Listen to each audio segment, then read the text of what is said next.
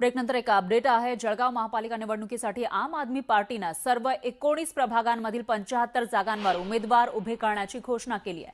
पत्रकार परिषदेमध्ये पक्षाच्या पदाधिकाऱ्यांनी कोणासोबतही युती अथवा आघाडी न करता स्वबळावर निवडणूक लढवणार असल्याचं स्पष्ट केलं। महाविकास आघाडीकडून बोलावण्यात आलं असलं तरी तुर्तास स्वतंत्रपणे निवडणूक लढण्याचा निर्णय घेण्यात आल्याचं त्यांनी सांगितलंय। पक्षाकडे इच्छुक उमेदवारांकडून चांगला प्रतिसाद मिळतोय।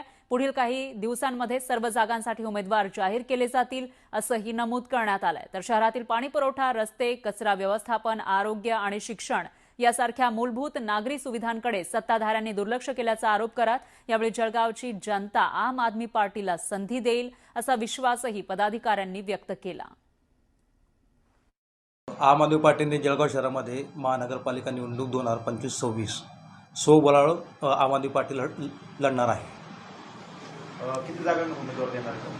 आता आपल्या 19 प्रभागात 75 जागा आपण देण्याचा आपला मानस आहे। त्यामध्ये प्रामुख्याने आपण तरुण युवक वर्ग जे आहे, नवीन चेहरे आम आदमी पार्टी देण्याचा प्रयत्न करतो।